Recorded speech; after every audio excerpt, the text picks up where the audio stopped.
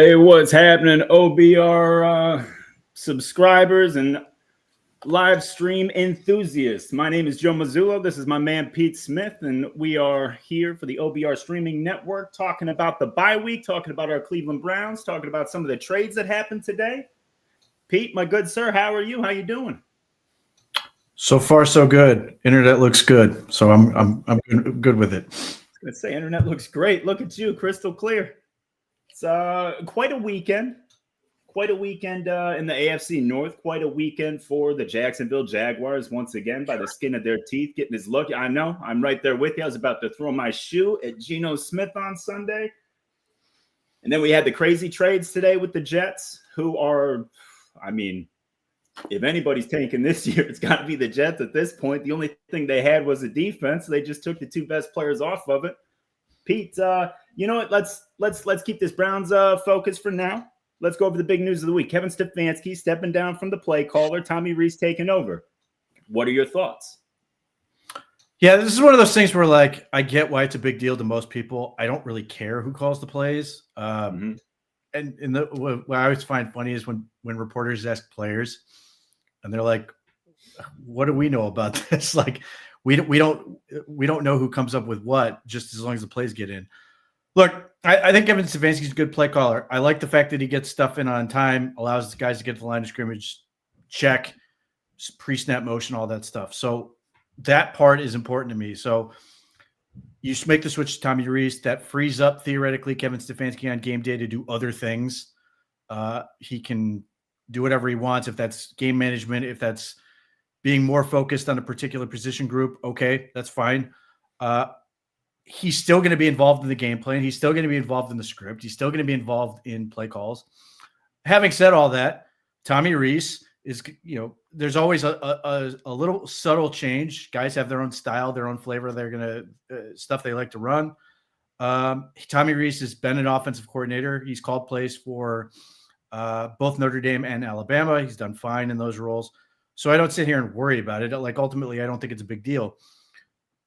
For some people, they'll look at this and go, Kevin Stefanski is weak.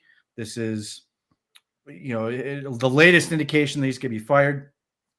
For others, it's Kevin Stefanski is willing to do anything he can to possibly help this team win football games. And we'll make the argument that, well, if Kevin Stefanski is willing to give up play calls now, then he must feel great about his situation, because if he wasn't, he'd probably want to keep play calling to fight for himself to the very bitter end. The reality is, I don't think it changes much of anything as far as his status goes.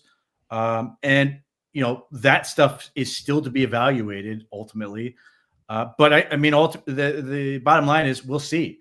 I'm hoping that, I don't know how much we're going to notice, from this whole change, but if it makes the Browns feel like they are better equipped on Sunday, then great. I mean, that's ultimately what we all want.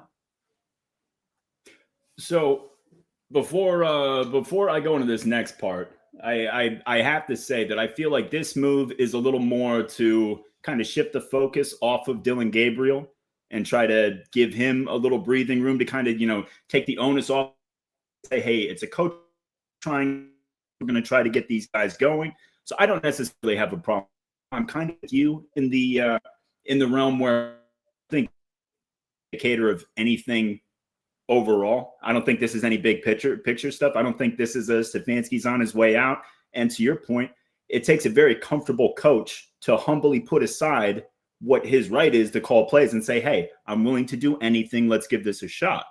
Now, one thing that I'll say that is really, quite frankly, pissing me off is you hear people are just crushing the Browns about Joe Flacco, just like flatly destroying the Browns, saying that Flacco is putting everything under a microscope that is wrong in Cleveland. Like, if he can go to Cincinnati and do this, like, what does it say about the Browns and how far away they are and everything like that?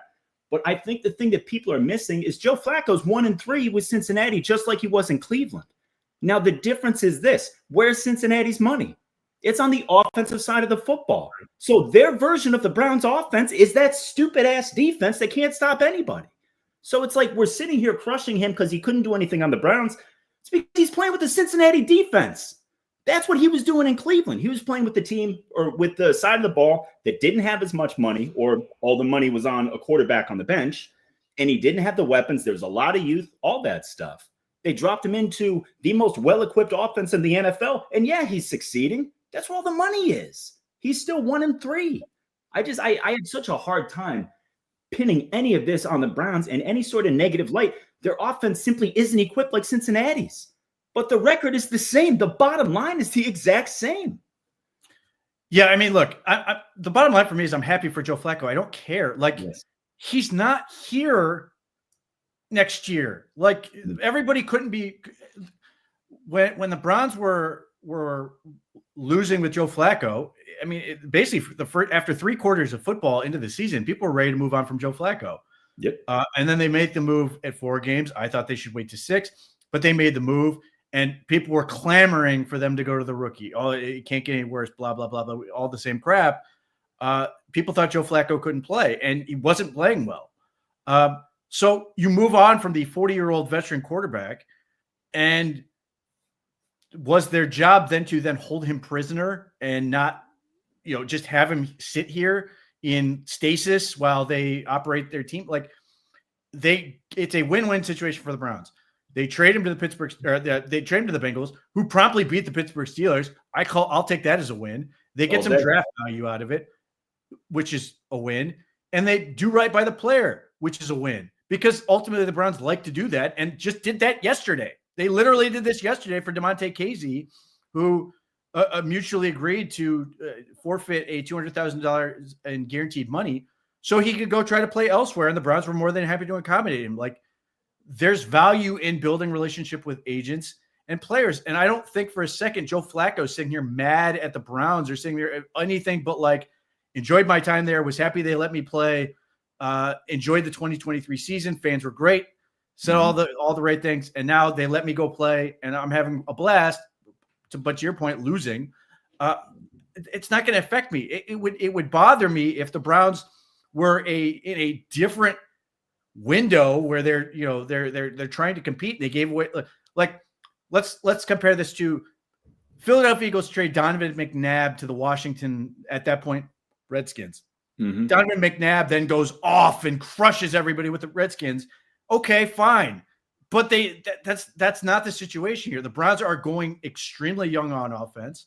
After this year, the offensive line is going to get dramatically younger. They've got a ton of young skilled players, and apparently made the decision that we're just going to lean into this. The wide receivers are young and inexperienced. We think the quarterback is ready to lead this offense, has done right in practice. Now, clearly they weren't right on that part, but if they're going to figure this out, have them grow up together and figure it out, because if it does work, then they're all going to grow up together and it's going to sort of figure itself out. To your point, their record is identical to the Bengals over that stretch. Is anybody sitting here thinking the Bengals are like a threat? Is Joe Flacco going to lead that team to the Super Bowl? No. So, like, I don't care. That stuff doesn't bother me. What I'm focused on, if I'm looking at this from a Browns-centric standpoint, what helps the Browns, what doesn't? Joe Flacco staying here doesn't help the Browns necessarily. Moving on, getting some more draft capital, as small as it was, helps them.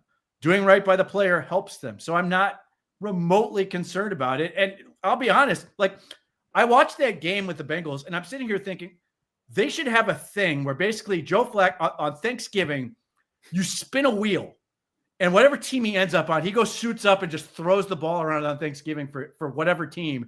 And he can do this till he's like 55 years old because he's really fun to watch. Like, I enjoyed watching the football game. Utterly insane ending to that game. Yeah. I still don't know what the Bengals are doing on defense by not touching Colston Loveland and just casually watching him run by them or run over them into the end zone. But yeah, they're 1-3. And they made this trade for Joe Flacco, and everybody wants to murder Zach Taylor as far as his coaching status.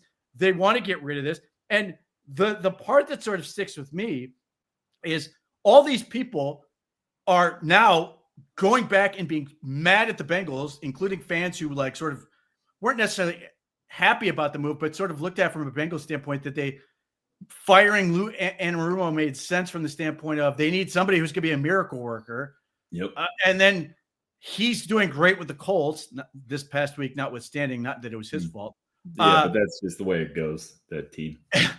And then, so now everybody's saying, why did we ever get rid of Lou Anarumo, which is what I was saying at the time. Why on earth would you do this? This is sort of the thing where I think I worry for the sake of the Browns that, like, whether it's Mike Vrabel for the Titans, everybody in Tennessee's wishing, man, I wish we still had Mike Vrabel. I can't help but wonder if Kevin Stefanski doesn't survive this, if we're going to be in 2 years sitting there going, man, I wish we didn't get rid of Kevin Stefanski's. But we'll see. But yeah, the Bengals still stink.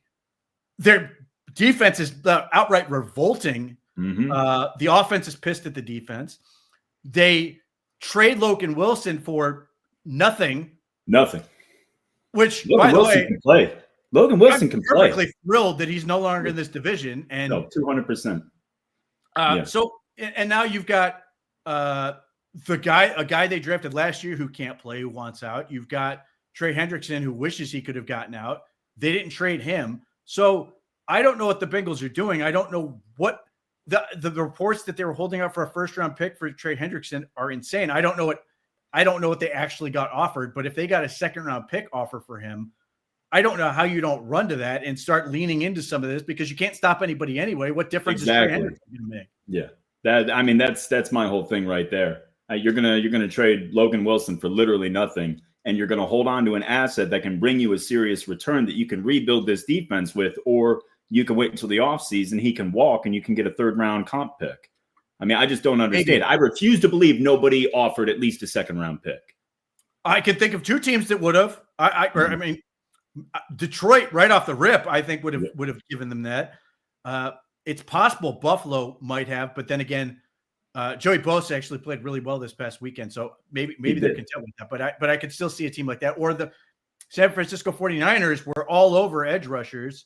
Yeah, and they just lost Mikael Williams too. They lost Bosa obviously weeks back, but they lost Mikael Williams this past weekend too to an ACL. So I'm not sure anyone will actually notice that Mikael Williams is out, but yes, he's out. Yeah. All right. Well, let's talk about this weekend's opponent, man. The Jets made some moves today, and the Jets got rid of some legitimate talent, but they also added some serious pieces. And it's real easy to just jokingly say, well, it's the Jets, they're not going to do anything with it. But look, you're talking about 5 first-round picks in 2 years. This team's got 2 first-rounders in 2026, 2 second-rounders, and 3 first-rounders in 2027. That's going to have your, Jeremiah Smith, your Ryan Williams, your Arch, DJ Lagway, Dante Moore probably if he goes back, maybe Ty Simpson if he goes back. I mean, you're talking about a slew of really impressive guys in 2027. So obviously the Jets are building for the future, but I mean, Dillon Gabriel's got to be licking his chops, no? Like if anytime there was a game for our boy to break out, like, is it not this one? If not now, when? Because the Jets are actively telling you, please beat us. Oh, like that locker room's got to be broken right now. Like, look, there's a theoretical conversation to have on the New York Jets. Here's the bottom line. If you thought they traded these guys to get to the quarterback, they don't need to do that. They're already well on their way. It's a 2-team competition for the first overall pick. It's them and the Saints. The Saints, a small caveat here, benched the better quarterback to put the worst quarterback in to ensure they're losing, and then sent one of their receivers out to get more draft capital. Fine. But they are actively trying to lose. They even traded one of their tackles. Not that Trevor Penning's worth anything, but still, nevertheless, to the Jets. Yes, Dillon Gabriel. There's suddenly more pressure on Dillon Gabriel than there ever was before. Although Aaron Glenn is really keeping the quarterback decision close to the vest, maybe because he was trying to trade one of them. I don't know. I don't know how the Browns are going to be able to figure that out. The Sauce Gardner thing is interesting because all these people are talking about how the Jets got a great deal. I'm not convinced they did. We'll see. I love this because the Colts said, that's right. We're going to beat the Jags twice. We're making sure by getting Sauce Gardner and locking things up. I love that. Yeah. So as long as they beat the Jags twice, they win the trade as far as I'm concerned. But if the Colts are as good as the Colts believe they are, where are these picks going to be? They're getting late 20s, maybe early 30s. At least one of these picks. Maybe the Colts are going to come back down to earth next year. I don't know. Like in some ways you're sitting there going, hey, we paid 1 first-round pick and we're getting 2 out of this. But what was the 3rd pick overall or 4th pick overall to get Sauce Gardner, which is worth theoretically more than 2 first-round picks at the late part of the draft. And you still have to replace all these guys. Like, you got basically nothing there right now other than on the offensive side of the ball, which could work, again, theoretically. I don't know. I don't love that. This is sort of the thing where you're like, this is for all the people who look at the Browns and go, why didn't we do this? There are a whole lot of pissed off Jets fans that are going, why am I buying jerseys for this team? Because all the guys, they got rid of all the guys I bought jerseys of. Yeah, and you got to think, like, this is going to reverberate through that locker room because look, Quinnen Williams was their best defensive lineman, right? Sauce Gardner was their best defensive back. Well, their best linebacker is Quincy Williams, Quinnen's brother. How's that gonna hit? How's that gonna be in the locker room? Like, that's got to be a tough sell. It's clearly going to be a transitional year, and it's hard to not think that Aaron Glenn's ultimately going to be the victim in all this, and they're going to clean house at the end of the year and maybe bring in 2 new people, 1 new GM and 1 new head coach, or maybe they run it back with Glenn. Who knows? I mean, it's the Jets. Now, I don't think the Jets know what they're doing yet. They don't necessarily have a track record or sound decision making organizationally. I mean, Woody's on record with the Madden crap with his kids saying, "Don't trade for Jerry Jeudy. He's only a 78." I mean, how do you handle that as a Jets fan? Like, we talk about how bad it is as a Browns fan, but I feel like Jimmy Haslam is Robert Kraft compared to Woody. How dare you impugn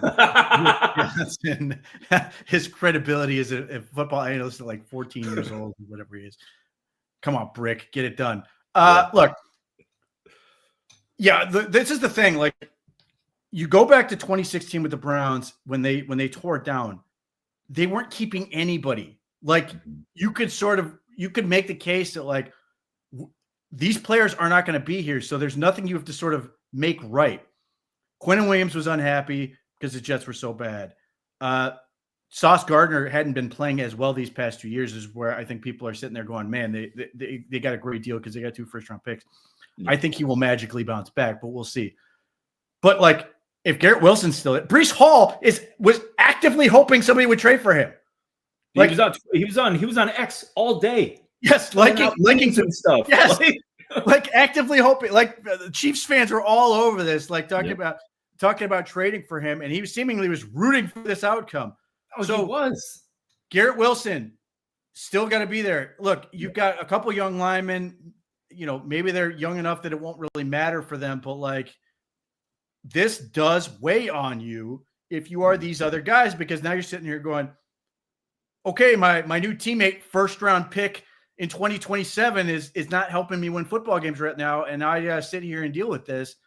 The Aaron Glenn thing, I think, are going to lean into him.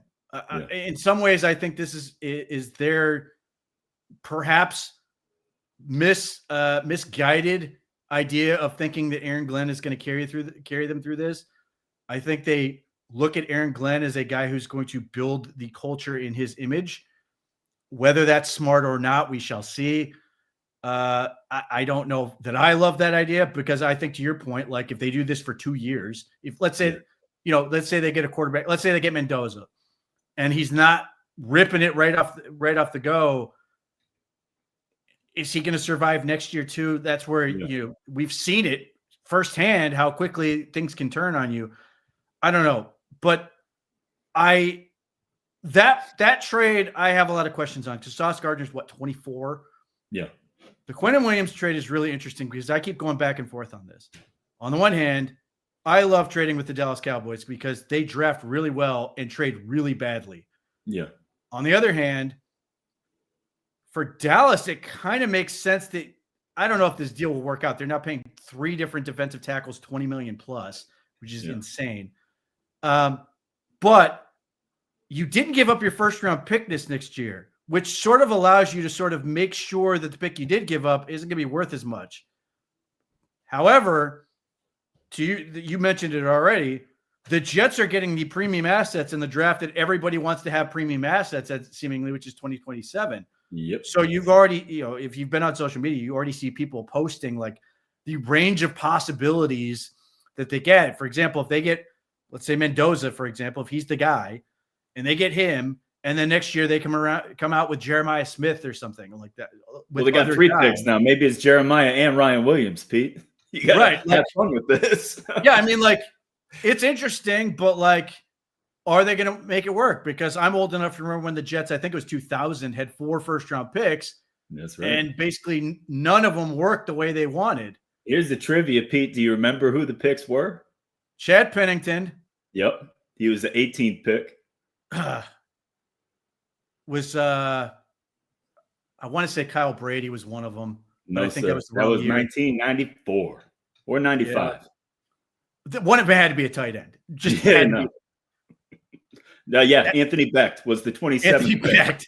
And they had back-to-back. I believe they had the 12 and the 13, and they took Sean Ellis out of Tennessee and John Abraham out of South Carolina. So 1 out of 4. Good job. 1 out of 4. It's not bad. Yeah, it's not bad at all. They had the entire first, because they look at that point, they actually did make the right move, letting Keyshawn go for signed in a world where somebody was willing to sign a contract to give away 2 first-round picks was an absolute steal. But yeah, I mean, like, and look, they're not the same Jets. They could absolutely knock it out of the park. And it could be like when they got DeBrickashaw, Ferguson, and Nick Mangold. Yeah, hell yeah. Not going to rule that possibility out, but like, it doesn't help you right now, and those guys have to sort of sit there and eat this. It's just a really tough situation. But again, I'm sort of torn on the Quinn Williams thing. I still think Dallas overpaid for him. Still a great player. They're basically making this trade 2 weeks too late because, especially after losing to Arizona, you're 3-5-1. I think they are. Exactly. Yep. Like, you're in a huge hole to now get a player that could help you, who could have helped you weeks ago, and maybe prevented you from losing some of these last couple games. But again, like I said, by being able to keep their first-round pick is actually a pretty big deal for them. Now, they've got to hit it, and they've done a really good job. I think Will McClay's the guy who really does their evaluation stuff. He's really good. If they can hit on that pick, and Quinn Williams can be that dude, and Odigizua and I like Logan Wilson plugging into that defense. It's not a bad pickup, man. Yeah, so like all of a sudden they've got a nice little spine to their defense. Can they make a run? Is it too late? I don't know, but like they put some interesting pressure on themselves. I just feels desperate from the Cowboys but I think they protected themselves a little bit. Yeah. I like this deal from the Jets standpoint because it spaces out the picks in a way that I think really works for them. But again, 2 firsts, 2 seconds, you got to hit them. You got to make them count. There's a lot of pressure there, and those guys are going to have to play early. So we'll see. As long as it, culminates in what everybody wants, which is them to lose on Sunday, I think they'll be all right. Yeah. So Joe Mannix in the chat brought it up too. The Seahawks landed Rashid from New Orleans, which I absolutely love. How about a tip of the cap to Sam Darnold? My man's dialed in. He is playing some pretty amazing football right now, and he's thrown as well as anybody in the NFL right now. Yeah, John Schneider has a weird track record with the draft. He crushes a draft and particularly gets the late round picks right, and then we'll go on. It will be an absolute desert for him for several years, and then he'll go out and crush again, which they did this past like 2 years. Mm-hmm. Because the rookie class they've got now, they got Arroyo, who looks really good as a tight end.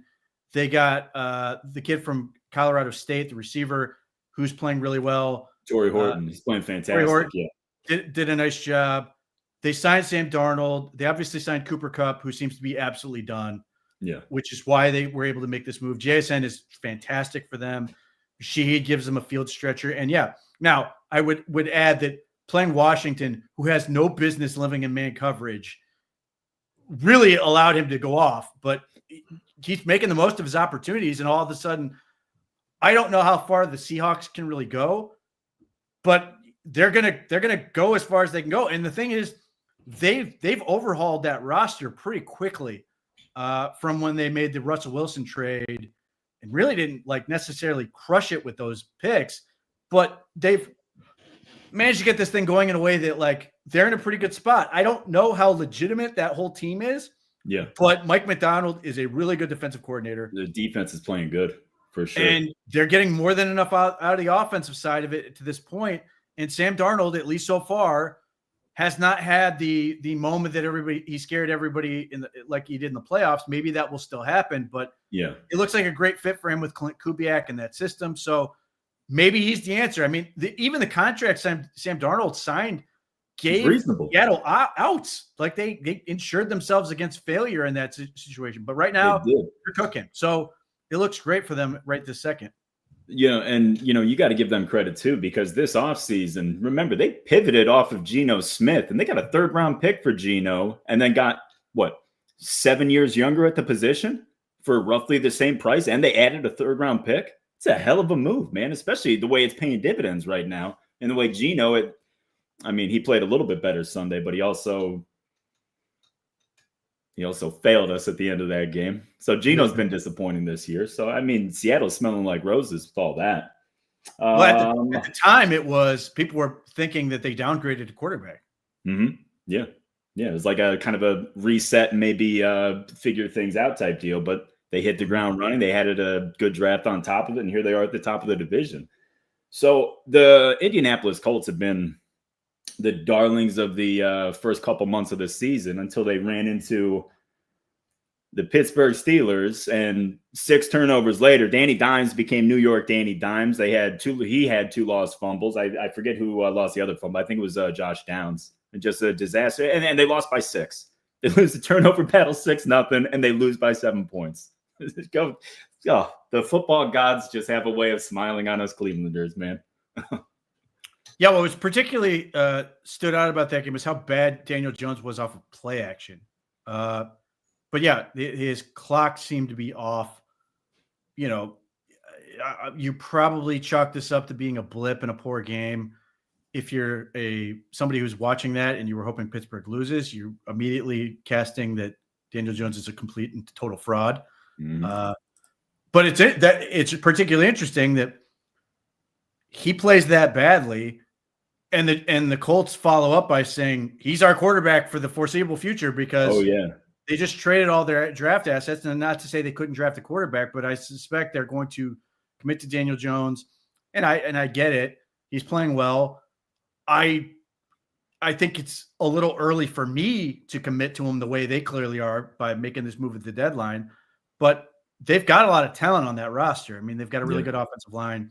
They've got weapons, even though their rookie tight end catches the ball 1 foot past the line of scrimmage on every time he gets it. I don't know how long that's going to work, but nevertheless, they've got some weapons. They've got a defense that just got a lot better. They addressed the biggest issue they have. They have to feel pretty good about their situation right now. And I feel good about it from the standpoint of they're better than the Jaguars and they need to prove it twice. Again, I think it comes down, your opinion of the Colts comes down to one single thing. How much do you believe in Daniel Jones? Yeah. Sunday's game makes you at least go, maybe not, because he did not play well at all. Yeah. And anytime you got a quarterback that turns the ball over 5 times, you're going to raise your eyebrow and you're going to question. And all you got to do is look up his history. And I don't think anybody isn't feeling at least slightly nervous in Indy right now. But again, that's one of those things. It's one of those games. They've been controlling the point of attack all season long, and that's what Pittsburgh's defense does for the most part. They're really stout up front. They're really strong up front. The linebackers can wreak havoc. Cam Hayward's Cam Hayward. I get it. If there was like kind of a bad matchup for what the Colts like to do, Pittsburgh's got to be it. They can put the pressure on the quarterback. They can slow the running game. You basically put Daniel Jones in a blender, and that's the last place you want that guy. When it's smooth sailing, he's a pretty damn good captain. But when it gets rough, that's when he struggles. That's when he turns the ball over. How about still in the division last Thursday night? Lamar comes back and does Lamar things. 4 touchdowns, almost 80% completion percentage. Derrick Henry goes off for $120. Granted, it's the Dolphins, and the Dolphins are, not good.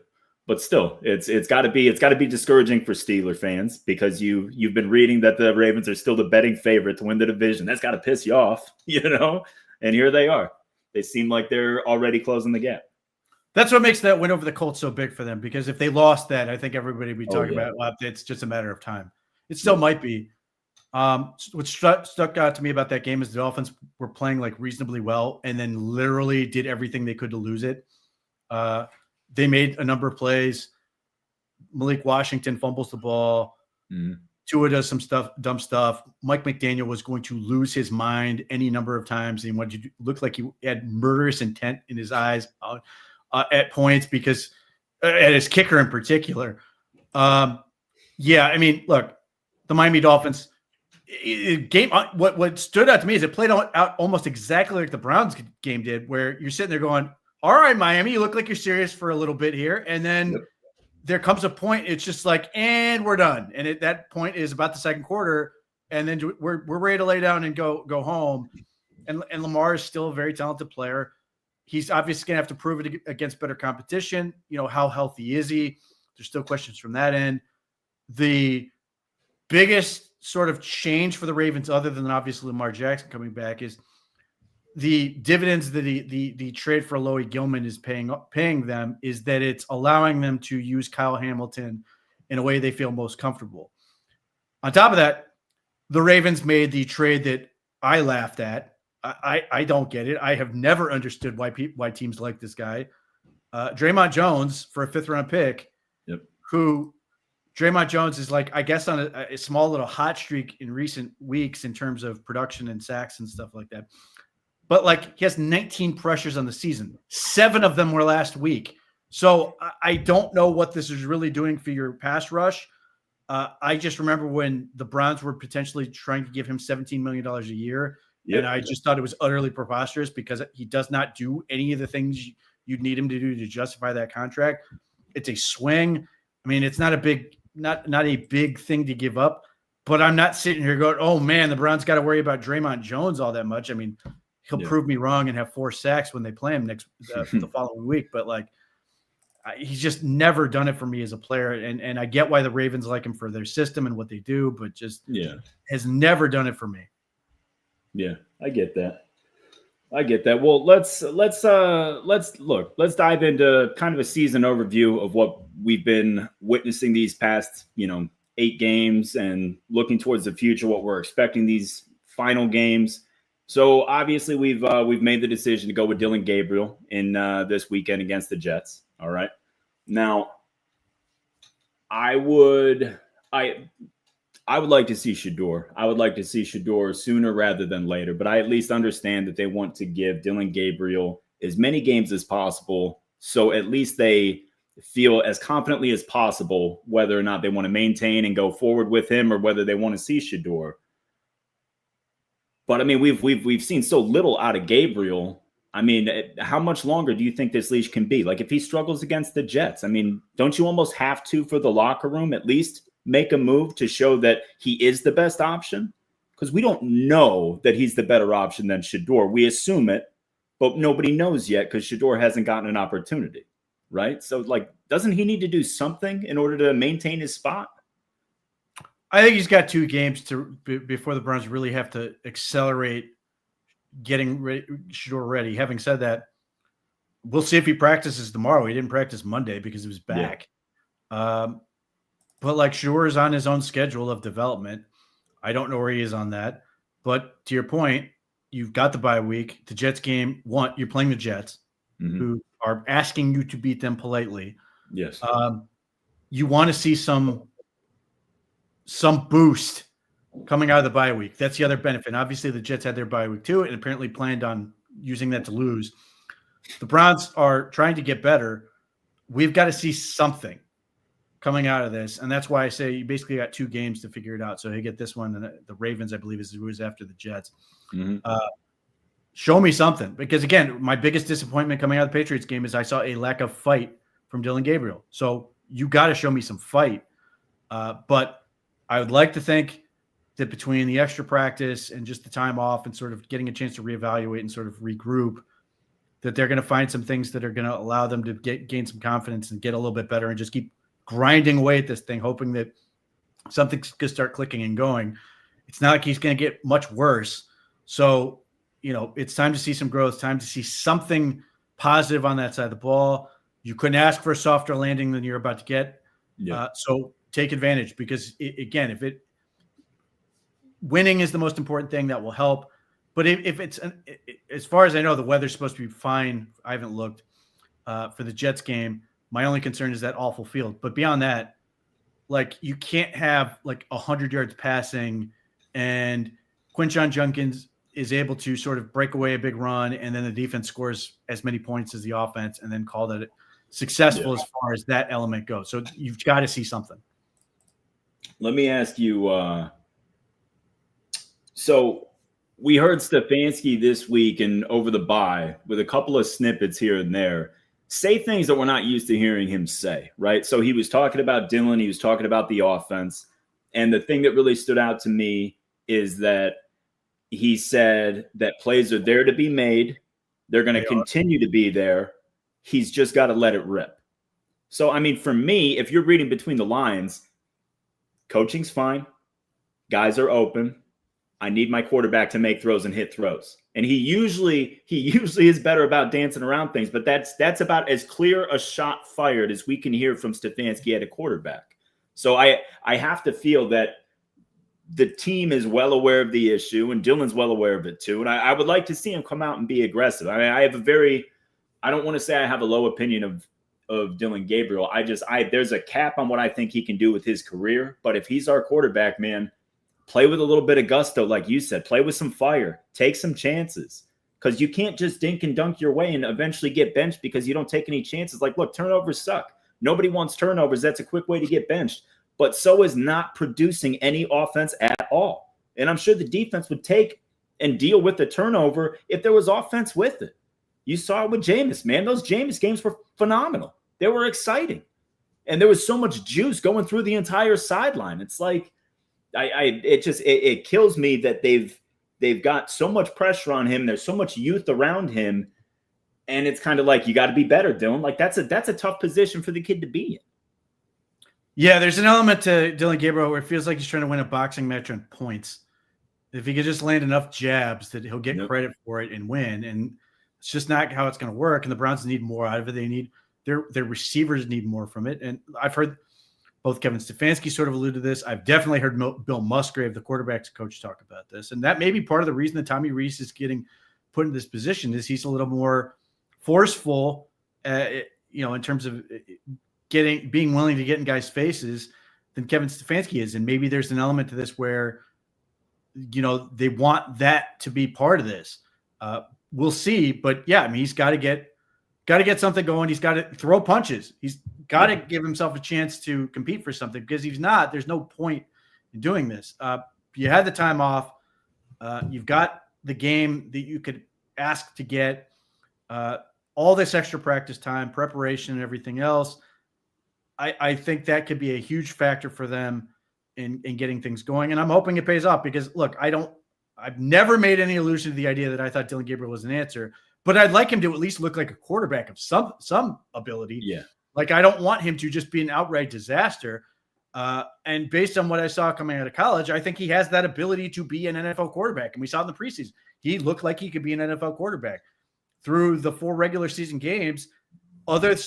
Basically the script in a couple of them, he has not. And so you got to at least play up to that ability, or we're going to have to fast track the other kid who may not be ready. And that's not a situation I want to be in either, because when they make the move to Shedeur Sanders, if that's going to happen, I don't want them to have him go out there, play one game poorly, and then go, well, now we got to go back to him. I want him to be able to go out there and go 4 to 6 games or whatever it is they decide, so we can give real good sample, because I have every reason to believe that if Shedeur goes out there and sucks for a game, and the Browns decide, well, we can't do that again, then everybody's going to go out there and go, well, the Browns screwed Shedeur Sanders because they only gave him 1 game to suck, and that's not enough. That's not fair enough to him. He needs to be able to suck out there for any number of more games before I'm content to really say he sucks, and then I'm still going to blame the coach for making him suck, because it certainly can't be his fault. And no, never. So never. That's where I like. I desperately need Dylan Gabriel to get us to a point where Shedeur Sanders, one, for the sake of the Browns, and two, for Shedeur Sanders to be put in a position where he's going to be the most successful. And he's a project. He's a guy who needs to learn a lot. I think there's a ton of ability in there, but I don't want to put him on the field too early because I think he will look like Justin Fields in the pocket, and that is going to end very badly for him. Yeah. Well, I wanted to ask you, though, because I was thinking about this the other day. And there's no doubt in my mind that like any rookie, there's plenty for Shedeur to learn. There's a lot about the NFL game that he never really had applied to his game in college. So there's a lot of development that needs to take place. But like, I look at both guys between him and Gabriel, and I look at their situations in college versus what they have now. I mean, Dylan Gabriel at Oregon was surrounded by dudes. He had tons of NFL guys on his offensive line. There was a strong running game there. The weapons on the edge were awesome. He had Terrence Ferguson at tight end. Like, he had it all, right? And granted, Shedeur had 4 very talented wide receivers that helped him in the passing game. I'm not about to say he was all alone. Style, and there was no running game. And if either player is equipped to deal with a pass rush at this point, to me, it's Shedeur. He played with it every single snap the last 2 years. He got his brains beat out. Like, aren't you like moderately intrigued to see like what he's got? I mean, this guy was talked about as a first-round pick, and we all know the draft stuff, and he fell for this, that, and the other, and all that stuff. But it's like, I can't get out of my head that this was a first-round talent guy. He was under pressure constantly, and he still made plays downfield. He was still able to create things. I mean, I don't know, man. That's an intriguing skill set to me for a team that needs something on offense.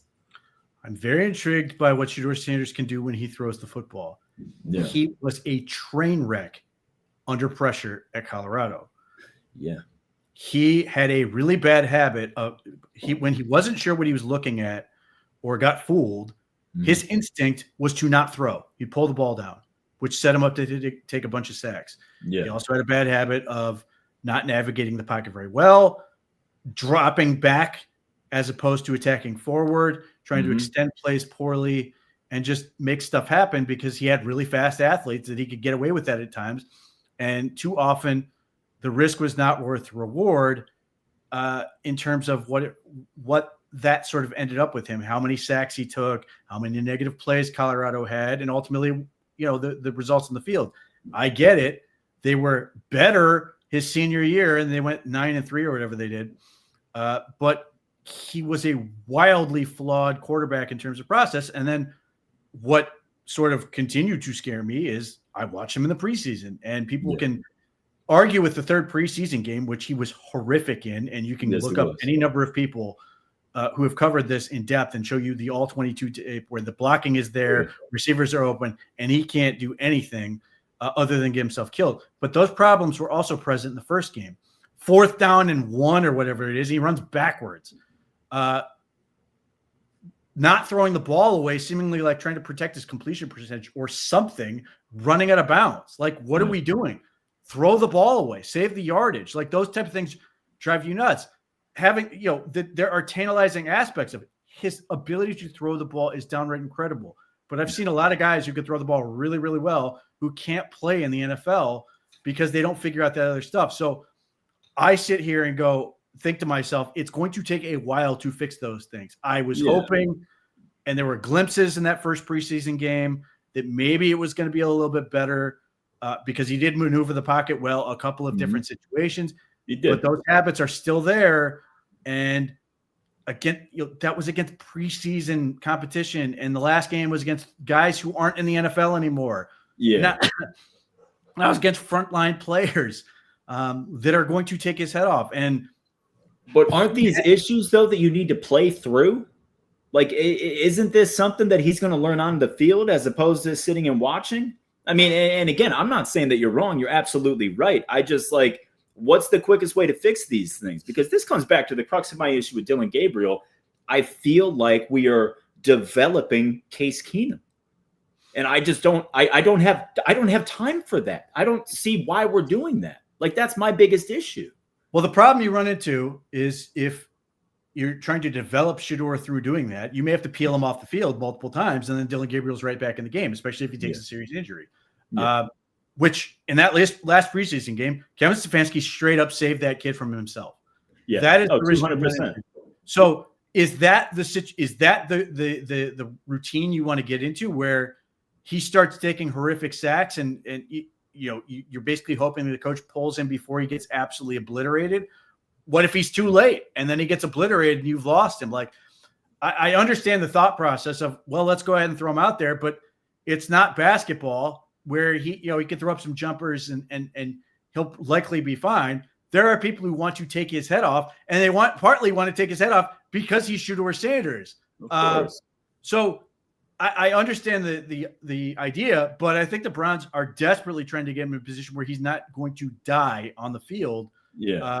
Because the first thing you will hear if that happens is, well, why didn't they protect the kid? This, that, and the other thing, even though he's probably done it to himself. So that's why I'm desperately hoping that Dylan Gabriel can make this thing work. He can play better, and we can show some life so that at some point they can sit there and go, okay, Shedeur Sanders is ready to go.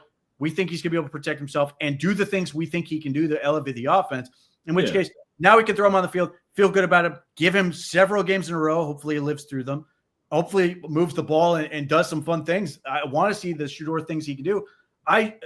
As I sort of broke down with this kid, I think there is, as much as there is a path for him to be out of the year in 2 years if he doesn't fix these issues. I think there's a path where he's 2 years away from being a long-term starter and like a good quarterback. But that's the problem, is those issues are real and they take a while to fix. And it's one of those things where I don't know if he can fix them in a season. It may require a full offseason of really working and developing the muscle memory of don't drop back, step forward, understanding how to navigate the pocket, really do the film stuff.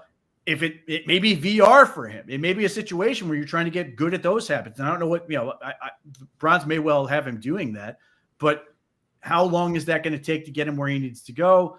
Unclear. Yeah. Well, another thing too with Shedeur.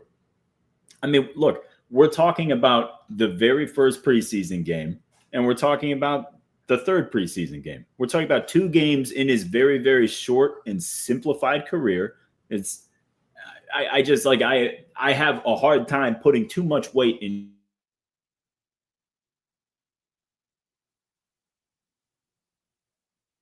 game, basically. Like, nobody's playing. You know what I mean? Like, he had 2 days of practice before he was going to be the guy for that game and all that stuff. So it's like all that gets thrown out of the window. Preseason means absolutely blank to me. You only want to see that they physically can stack up, right? You don't want them to play bad. You don't want them to get hurt. You want to see that they physically stack up, and nothing really matters. It's fool's gold until the regular season anyway. My whole thing with Shedeur is I feel like people are like etching in stone, well, see, he still can't do this because he had a bad game against the Rams. I mean, yeah, maybe, or maybe he was with a bunch of guys he wasn't comfortable playing with, had no confidence in, was trying to impress because he knew he wasn't going to see the field in, however many weeks, and it just went bad for him. I have such a hard time with people planting a flag and be like, look what he did against the Rams. He's going to be a disaster. He's going to get killed. Well, all I can work from is what I've seen. Show me the practice tape. Show me the work he's doing in the building. We can talk, but the Browns are apparently of the opinion that right now Dylan Gabriel gives them the best chance to win. Who am I to disagree based on what I've seen from him? Both quarterbacks to this point. And then the other element, is he even healthy? This is the second time that Shedeur Sanders has gotten hurt as a backup quarterback when he can't get hit. Yeah. So these are things that concern you in terms of trying to put him in the lineup. So maybe he'll be fine and potentially ready to go by Sunday or the next Sunday or whatever it is. But that's the other problem. If he can't practice, he's losing the opportunity to sort of impress and do the things he needs to do to sort of showcase that he is ready to go. Well, yeah. And what we saw against the Patriots, he wasn't even active, So to your point, he's got to be healthy. He's got to be on the field. And he's at very least got to be the backup. So if, something does happen, he can play. All right. Well, let's shuffle right along to the running backs. We've been super pleased with Quinshon Judkins. He is running against some loaded boxes, and he hasn't had a lot of wiggle room these last couple of weeks. And now he's got the shoulder injury. It's going to be lingering. Do we know about his status for this weekend? I was under the impression he's out. Is it still like a questionable designation? No, he practiced Monday. Quinshon, he's good? Yeah, he practiced. I don't know if he's good, but he practiced. I mean, it's an AC sprain, joint sprain. I don't know what the severity is, but that's one of those. It's pain management more than anything else. Yeah. But it's also a running back who, is going to be taking hits on his shoulder all game long. So we'll see what an actual designation is. I haven't seen an actual report. Well, we'll see where he is when it comes to practice Wednesday and through the week. But my expectation is he's going to play. That may limit how much they use him compared to a full load, perhaps. In which case, okay, they seem to have a really good handle on how to use Dylan Sampson relative to their offense. They seem to understand what he is, which I'm glad. I'd like to see more of that. But here again, that comes back to the quarterback, and can he take advantage of what Dylan Sampson does well? Not clear to this point that he can. But Dylan Sampson's certainly a talented guy, can certainly add to this offense. Those guys working in tandem will be good. But the bottom line is if they can get the rest of the offense going, it's going to reduce the amount that Quinshon has to do, which is good for everybody. I mean, I know the Browns sort of look at this and go, hey, we're going to be winning if he gets 25 touches or whatever. But it'd be great if the Browns get a couple scores up and can just pin their ears back and take care of business and allow Dylan Gabriel to sort of flex a little bit and use the other backs to sort of take some pressure off Judkins so he can get back to 100%, because they're going to need him for some of these other games, the Ravens, so on and so forth. But yeah, I mean, Quinshon Judkins, just in terms of where he is, he's not only good, he's better than I thought he'd be coming out of college, because he's shown me more in terms of what he can do with his vision and finding cutback lanes. And, if and when the Browns can get a more productive offensive line and improve the rest of the offense, I think he's going to be the bell cow they want him to be. Whether or not he's ever going to be, a superstar running back or not, I'm not all that worried about it. He's really good. He's clearly really good. Whether he makes Pro Bowls or anything else, who cares? He definitely can do that element of the game. The Browns are in really good hands from that position. Figure out the rest of it. Yeah, I agree. And one thing too, so Dylan Sampson has not been impressive this year running the ball. I want to say he's got 28 carries for just over 50 yards. But that's obviously, there's so many factors that play into that. But I feel like that's a kid that, you look at the age, he's young, right? And you look at what these draft prospects go through. And I feel like everybody knows about the rookie wall, right? We always talk about, they're going to hit the rookie wall and everything like that. But nobody really puts the thought into it, right? When these kids finish college, they immediately start training for the toughest, most stressful job interview of their life. And they train as hard as they've ever trained, and all the way up until the draft. And then as soon as the draft is over, they get thrown into the mini camps and the, not OTAs, well, no, OTAs and, all that other stuff. So it's they don't get an off season. They basically go for 2 seasons straight working their what's off. When Dylan Gabriel comes back next training camp and he's had an off season to put on some NFL muscle and has an NFL body and he gets a little bit older and a little bit stronger, that's when I think this kid's really going to take off. It's easy to get down on him right now because the production hasn't been there, because the offense has been limited in the amount of reps they can get these guys, but B, just hasn't been able to move the ball consistently anyway. But I think that's a kid that next year is going to look completely different. And I would love to see more from him as a rookie. It's a tough situation for him. He needs to get stronger, and he doesn't have a good enough team around him to really thrive with that skill set. Well, I think the biggest thing with Dylan Sampson is he will be better when the offense creates more space, because that's what he is. He's a space player. And the offensive line needs to create decent sized holes and not be sort of like one that the defense can just sort of clamp down on. It is going to allow him to do more. And then there's an element where, because of the style of running back is, they're asking a lot in terms of, knowing a wide range of the playbook. And I'm not suggesting he doesn't. It's just the better he is, the more he knows, the more they can do with him. Yeah. I would say that's true of Quinshon. I would say that's true of Harold Fannin. Those are guys, because they're not those two in particular, Harold Fannin and Dylan Sampson, are not guys you put into sort of a box. They are guys that can sort of really change how your offense runs and the different ways you can use them because they're matchup guys. They are matchup problems. So, for Dylan Sampson, if you're getting a linebacker consistently on him and you want to run him on a rail route, he can win that. Like, that's a great situation. Or just get him the ball in space on a quick screen. Now, right now, opponents are basically lining up in his grill because they're not worried about the passing game. So there's no space there. But I think beyond the physical development, I think the offensive development is going to allow him to do more things and going to allow him to be more successful. And, we've seen this, like Harold Fannin's a good example of this, where the few times where defensive sort of respected the Browns receivers going down the field, all of a sudden Harold Fannin has a ton of space. Wide and open you just dump the ball to him, and now he's able to do what he does. I think Dylan Sampson's in the same boat in a lot of that. The other part, screen game has sort of gone by the wayside these last couple of weeks because the opponent has 11 guys waiting for it. So without that space, without that pressure, I think that limits what Dylan Sampson can achieve. But look, you knew he was going to be a different type of back when you got him alongside Quinshon Judkins. And then the Browns bring in Raheem Sanders, who we haven't seen since week 1. Are we going to see more of him at some point? Because he's still sitting on the roster. Presumably the Browns want to use him. But Dylan Sampson's just a different type of dude.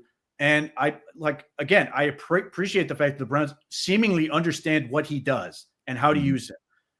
You're not getting, sort of the Metcalf up the middle too much type stuff. You're getting him in a setup where you're sitting there going, I totally understand why they're doing this, and I think this can work. And we've seen some of this stuff. Hopefully the rest of the offense can build on it and allow him to do it. Because if, for example, fast forward to next year, to your point, if we look at it that way, and they get, a Jordan Tyson, Micaiah Lemon, Carnell Tate, and Jerry Jeudy's playing well, and they have better protection, all those other things, like Dylan Sampson is sort of like your 4th and 5th option. And if they're worried about all these other things going on, then he's going to be able to just eat up yardage, which is exactly what I thought would be the case when they drafted him. Like, I really like what he can be. I just think that the Browns are really strong in a couple positions that certainly impactful, but like aren't as impactful as other positions would be for this offense, namely quarterback, premier wide receiver, and offensive line. Now, going back to Raheem Sanders, any surprise that they held on to Jerome Ford? Or, I mean, I know it was probably more fan and media speculation about Ford than anything else. I can't imagine teams giving up too much to make it, worth the Browns to let him go. But that was kind of a thought in my head, is maybe they ship him out for a late round pick swap and give more action to Sanders. I think Jerome Ford's worth more than the Joe Tryon trade to the Browns, because he can be effective in pass protection. He can be a decent enough runner. And he can catch the ball. Like, he's useful. That's the thing, is like, I know a lot of people don't like Jerome Ford, but he's genuinely useful. He's just not the dynamic playmaker they want him to be, outside of the occasional home run he does hit. But like, just in terms of, he can do the things that make a running back useful. Jerome Ford can check all those boxes. And until they're able to replace some of those things, or the offensive line is better enough where they don't need, a jack of all trades type guy, which is probably going to be never this year, then he's always going to have a niche to fill, particularly if they get in situations where they need to max protect and all those other elements. Jerome Ford can do that and continue to give you quality reps. And not only that, but if your other best pass protector at this point is Quinshon Judkins, give him a break. Don't force him to do all the work, because then, you're just putting more and more wear and tear on Quinshon Judkins, which is, not a great scenario either. Yeah. All right, well, let's shoot over to the wide receiver position. Obviously, Jerry Jeudy has been under fire for the strong portion of the season, if not the entirety of the season. We're getting Cedric Tillman back. They opened up the 21-day return window. Interesting to see how quickly he's going to be back and on the field. Any thoughts on that? Anything that you're hearing? Well, we'll see. I mean, Kevin Stefanski certainly seems to think he's going to be ready to go. Cedric Tillman seems to think he's going to be ready to go. Yeah. And the Browns desperately need him to be ready to go. Yes, they do. 200%. They need professional wide receivers out there, and Cedric Tillman has gotten much better. over the course of his career. Losing him was devastating when they did, because that was their only other guy they could sort of count on to be in the right place at the right time and go and get the football. So that improves the situation immensely, because after Jerry Jeudy, then Cedric Tillman can bump the other guys down a notch, which I think is good for everybody. Yes, good for everybody. You're not asking Isaiah Bond to be wide receiver 2, which is just not realistic. You're not asking Jamari Thrash to do it, even though I want to see more from Jamari Thrash. I continue to say I get little tastes of Jamari Thrash. I enjoy them. I'm curious to see if we get more, if it's going to pay off.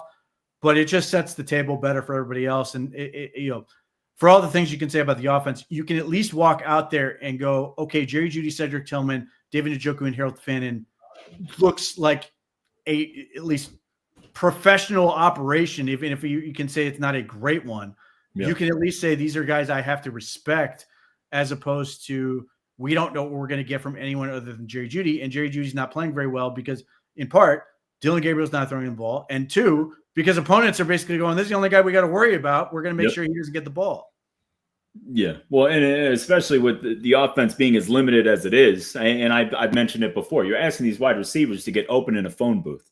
The field is shrunk down by the defense because they're not afraid of anything going downfield. So you're asking these wide receivers to get open against professional corners in like a 10-yard radius. It's tough. It's very, very challenging, man. How about so Malachi Corley has made a couple nice plays. Hey, he's good with the ball in his hands. He's a physical dude. Do you think Cedric Tillman coming back basically pushes him off to being inactive? Do you think they're still going to have him active as a kick returner? Do you think they're going to sprinkle him in as that kind of gadget guy, or is that going to pretty much go back to Bond now? I think it's going to be whoever they think the best next 3 guys, whatever it is, are in a given week. I think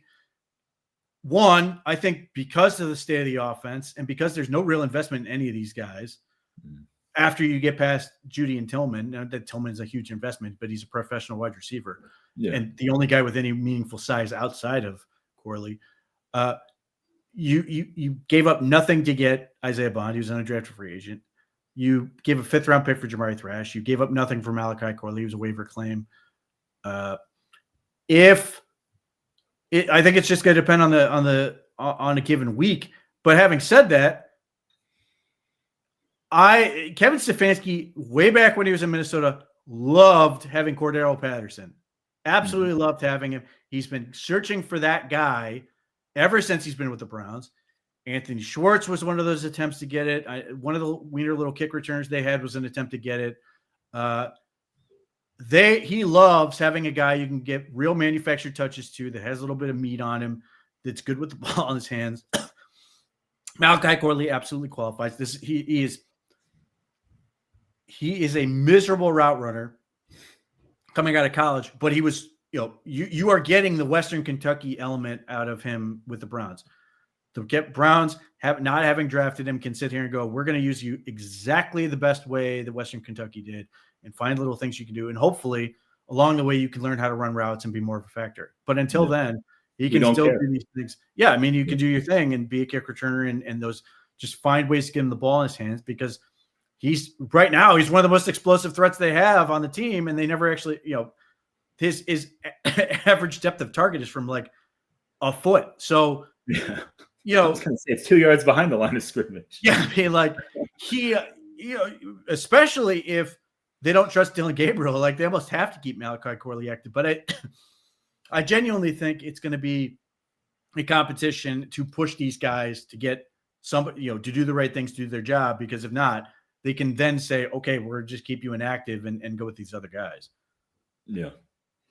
Yeah. And I mean, and tight end is pretty much, look, we're super happy with Harold Fannin. He's been a really, really, really, really nice surprise. I think everybody liked him when we drafted him, but I think even the most optimistic fan didn't think he was going to come in. And I mean, he almost seems like a top 3 target in the offense. He's always a part of the game plan. They're always looking to get him the ball early and often. He's been fantastic. And to bookend with Njoku, it's a really strong tight end room, man. I really like the 2 of them. I feel like they complement each other very, very well. It's like you can see the makings of an offense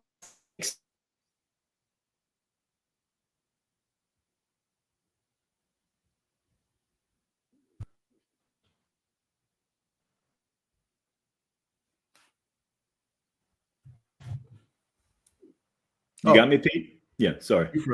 Look, I think Harold Fannin is everything the Browns hoped he would be. He is a guy who's really good at making himself available to whoever's the quarterback, which is a big asset for any receiver. You find a way to give your quarterback a target. He's good at that stuff. He's great with the ball in his hands. The blocking stuff, he gives effort. He's not very good at it right now, but that can improve with time. He's never going to be an inline guy, which is fine. He works at what he does, and I think the better the rest of the offense gets, the more dangerous he becomes, even if his numbers may go down at some point because there are just other guys you want to get the ball. But as we've seen, the few times that he gets the ball in space, he's really dangerous. So you're going to lean into that as much as possible. And, he's well on his way to putting up numbers I did not think were going to happen this year. He's just a threat you have to worry about. And the fact that David Njoku is also there is a real benefit to him because it makes it difficult for opponents to decide how they want to cover the both of them. Most teams are going to put effort into stopping Njoku first and then allow Fannin to sort of do what he does. But, I think there's more room for development there. We've obviously had a couple drops. So there are plays that have been left on the field from his end. But the better this offense gets, I think the more dangerous he becomes, and hopefully he's going to capitalize on some of those more explosive plays down the field, because he plays the way you want all your offensive players. To me, he and Quinshon Judkins are tone setters. They fight for every single yard. They're easy to root for in terms of that, and they're never out of play. The amount of times where Harold Fannin is able to take a play where he's well short of the first down and then manage to fight his way to get the first down is impressive. He's slippery. He really is. When you talk about, you don't want to throw short of the sticks, on third down or whatever it is, on a crucial play, he gives you at least a little bit of leeway on that, which is just super, super useful. And he's 21. Mm-hmm. Yeah. And, I would love your opinion on this one. I think you're with me. I am very happy we didn't trade Njoku. Call me crazy, and I understand that the offense is in a certain spot, and maybe David wants to move on. I am very interested in re-signing him. I'm very interested in bringing him back. I love him as a player. I think he's developed into a true inline tight end. He's a damn good blocker at this point. I think he's a perfect fit with Fannin. If he's happy enough in Cleveland, I gladly pay him. I gladly pay and keep David Njoku. Well, not only that, this offense doesn't need more holes. It needs players. Yeah. And David Njoku has a role. He's certainly got the Browns coaches like having him around. He seemingly likes being in Cleveland. It's a natural fit from that standpoint. And again, if they can get some of these other things going, he becomes a bigger problem. These are Harold Fannin's a force multiplier. It makes everything better. David Njoku can do some of those things, and particularly if they get going in the ground game, he's super valuable in terms of being able to run block and then being able a threat off play action. I'm with you. I hope they are able to re-sign him. I don't know what the money's going to look like, but I think there's just a natural fit for him. And again, if they just can get they get this offseason right, and this offense is way better next year, then you're going to want to have him around. Yeah, agreed completely. So the offensive line at this point looks like it's kind of stabilizing, right? The tackles, knock on wood, have been healthy. The interior has been pretty much set in stone since week one. Offensive line's kind of had a rough start to the season. They've been getting crushed, and teams are pinning their ears back. The quarterbacks aren't getting a lot of time. I'm leaning towards the fact that that's more of a lack of a threat at quarterback than it is a line thing, but it's tough to really argue at the numbers, man. The numbers aren't good on the line.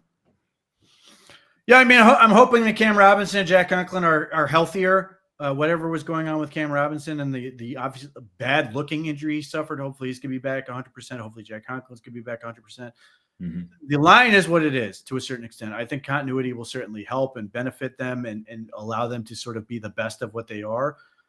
But in order for that line to get better than it really is, it's going to involve taking pressure off of it, which is going to mean staying on schedule, being a viable passing threat, so that opponents aren't able to sort of know what's coming and just either beat them with numbers or just be able to know what the play is, whether it's going to be run or pass because it's 2nd and 11 or 3rd and 12 or whatever it is, that they can at least keep the opponent off balance and sort of make their lives a little bit easier. Not only that, but obviously if the passing game is a little more viable, they can't just have everybody sitting in the box. Like, it should hopefully allow them to be more effective in the run blocking element. So we are at the point, presumably, where they're going to be about as good as they're going to get, and it's going to take the rest of this offense to make them better. That is why, that's why the game against the Jets is important, and these games going forward are important, because when you are stuck like that, they're going to lose up front ultimately, because the opponent is just going to be able to take advantage of that, and it's going to look bad. And there's comes a point where, like, you can sit there and go, the offensive line is bad, the offensive line is bad, the offensive line is bad. It's easy. We can do that every week. But at some point, the onus is on the rest of the offense to make their lives a little bit easier. Yeah. Yeah. Well, and, not to draw the parallels or anything like that, but look, the second worst team in the NFL in terms of pass protection and just offensive line in general, at least statistically, has been the Bengals.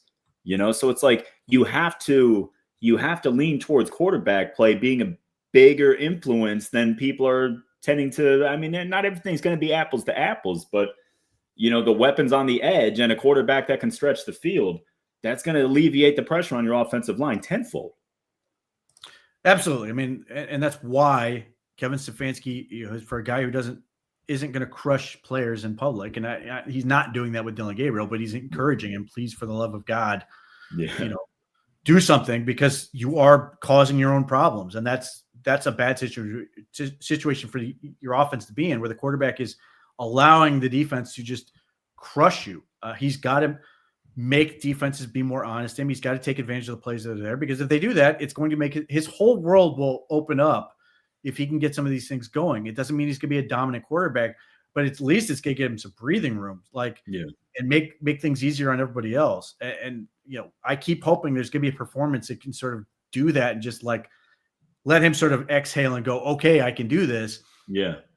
And, that's why the Patriots game was so daunting, is it looked like a huge step backward. So again, recharge, refresh. Hopefully the Jets, being that they don't want to win, are going to allow that to happen, because it could get them to gain some momentum and potentially start punching up above their, at least record-wise, weight a little bit.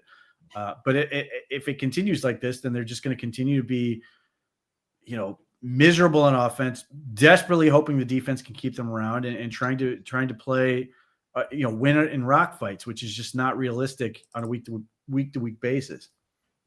All right, well, let's shift focus to the fun side of the ball, where we can actually talk about stuff. We'll start with the defensive line. Obviously, Myles Garrett's the best defender in football. He's incredible. There's really not much else to say. I think any mention of him being traded, I think, is insanity, on top of the fact that, like, we already have the issues with Deshaun's money.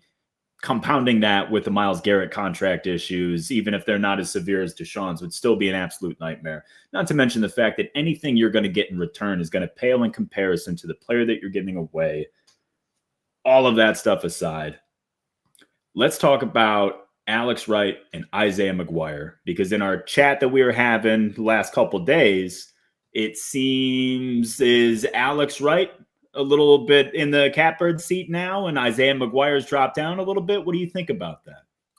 I still don't see a whole lot of difference. It seems like Alex Wright is out there faster, like he's out there to the first rep, but it seems like they're, Myles Garrett's clear one, and it's like 2A and 2B to me still, because they have very similar skill sets. Neither one is lighting it up as far as pass rush. Alex Wright is a little bit more fluid as a mover. Isaiah McGuire is a little bit more polished as a pass rusher in terms of efficiency and stuff like that. But I think the Browns are just sitting there going, please, one of you take another step forward and show us that we've got something, a more serious pass rush option opposite Myles Garrett than what we've had. So, I mean, those two, they've got 9 games. Last year, Isaiah McGuire sort of played better in the second half. Maybe the same thing's there. Meanwhile, Alex Wright seems to be finding his groove a little bit. It's still not there as a pass rusher basically at all. but he does a lot of interesting things in terms of just being big and movable and playing well on his feet and those type of things, and making plays where it's sort of like, at least provides enough of a threat that teams have to worry about him. And he's not afraid to take the free sack that's created by somebody else, which I'm perfectly fine with. Oh, hell yeah. If Alex Wright wants to get 10 freebies, Go I'm good for it. Double digits. I want to see more from those guys. I'm sure that's the feeling inside the building is Jacques Césaire is just trying to get more out of these guys. They trade Joe Tryon-Shoyinka, who I came out of the preseason thinking he's going to be DE5. He was DE5. Yep. DE5 to the point where he only played 31 snaps all season. Yeah, what did he average? 3.87 a game? And then was apparently not only was expendable. I think Cam Thomas was the better player. I'm glad that the Browns are leaning to Cam Thomas. I'm hoping Cam Thomas is going to be here next year because I just think he's a useful player.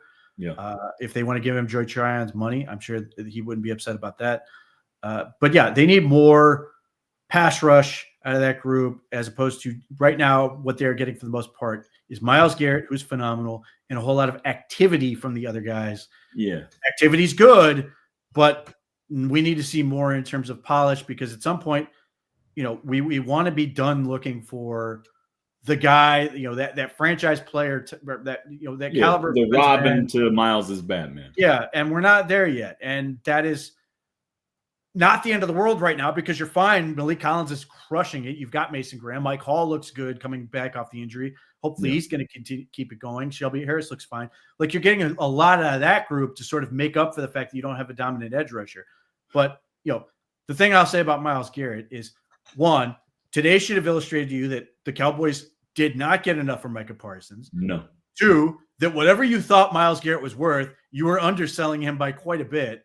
And three, all these picks for these teams sound real good until it actually works out to be great players. And, if you're trading Myles Garrett, the only way it makes sense is if you're getting the franchise quarterback that you desperately need in the trade, not potentially picks that might lead you to the ability to go get the player likely trading up in a draft. Like, it's just not realistic to do it that way, because then you may not, you could do one of two things. You could get that guy right away and then sit and go, why the hell did we trade this guy? Because we got the quarterback. Or two, you've trade, and then you obviously have to find a replacement for him.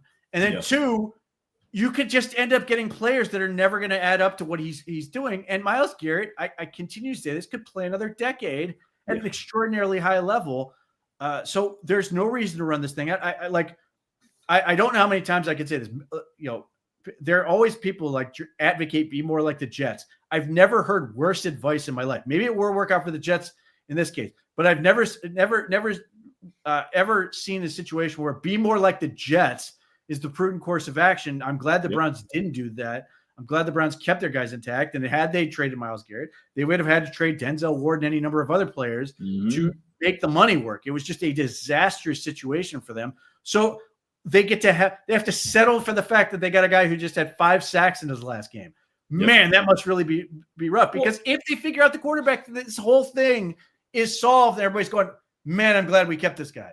Yep. Well, and look, let's backtrack a year. I remember last year, I was absolutely thrilled that we got a 3rd-round pick for Amari Cooper. But now here I am saying we got Dylan Gabriel for Amari Cooper. I wouldn't have done that trade. Like, you've said it. You've said it for years. Draft picks are magic beans, and people just assume that they're going to be Pro Bowl players that you sign for the next 15 years. That's not always the case, man. There's rough odds when it comes to draft picks, and when you're trading away proven commodities, especially guys like Myles Garrett's an alien. What he does doesn't even make sense. And you're absolutely right. He can keep playing at a minimum for 5 very strong more years. At a minimum. You're probably right. It's probably closer to a decade. Yeah. I mean, if that, like, the idea that you have to trade him to maximize the value because he's going to fall off just doesn't work. Yeah. And then if you do figure out the quarterback position, you are going to immediately wish you had that guy, because you're going to, then be searching for that guy all over again. So you've Pete, now we're going to immediately regret it the second we see him in another uniform getting multiple sacks on Sunday. Like it's the type of thing. It's a fun off-season exercise when we're all doing mock drafts and trying to get creative. But the reality is not as much fun. It just is. Hopefully when Sauce Gardner has 3 picks against Trevor Lawrence, like, you think that's gonna feel good as a Jets fan? What's he gonna do in the second half, Pete? Yeah, do you think will that feel good? Will that feel good if you're a Jets fan? No, it's going to be crushing for you because draft pick's great. He's 24. Mm-hmm. Like, he's gonna be doing this for a very long time, and you're sitting there going, great, we got our quarterback, and now we need to hope. Man, I sure hope we can find a Sauce Gardner with these picks. Like, it's a bad way to operate. If you were, I saw one idea floated around by Deontay Lee, suggesting that the Rams should trade Jimmy G, 1, a 3 or 4th, and Jimmy G for Denzel. Jimmy G for Denzel Ward, and I would have said, look, you can keep Jimmy G, but I would do that because that position is more finite. I could see a situation where he's going to be, out of great years way sooner. That I would absolutely consider. I'm sure they didn't get an offer nearly that good, but nevertheless, like, it's not Garrett I would trade. Like, it's some of these other guys where if somebody's going to give you a crazy offer for him, I'll take it, but it's not him because he's going to be around for a very, very long time. And some of these other guys where you're like Denzel Ward, getting close to 30. Okay, I'm listening. Like, I can see a scenario where I want to get younger at that position, but this defense is built to sustain for quite a while right now. So I have no intention of trying to break it up. I just want to fix the offense. Well, you mentioned something interesting about Isaiah McGuire, whereas last year he started off a little slow, but he finished really strong. Now, can't you kind of correlate that with offensive success? And the same thing with these last, let's just say the last month, like since Gabriel's taken over, right? We've seen a little bit more of Alex Wright than we have Isaiah McGuire. And the pass rushing hasn't been as good as we wanted. But outside of the Miami game, the opportunities for the pass rush and to really pin your ears back have been few and far between, especially in the second half of these games. These teams have pretty sizable leads, and they're just running the ball down their throats. So wouldn't that kind of lean more towards the run defending of Alex Wright being in there over Isaiah McGuire a little bit more? And also, nobody's really getting that great of a pass rush look outside of Miles just being an alien, just because the opportunities are so few and far between. Yeah, I mean, maybe, but like the Jim Schwartz's defense sort of incentivizes you to get in the backfield. So there's that element to it. So I mean, Myles Garrett and Malik Collins are having no issues with that. Look, I agree. Absolutely. If the Browns are up 2 scores against the Jets, I think it's going to give them more opportunity to pass rush and hopefully more development on that front, on that end.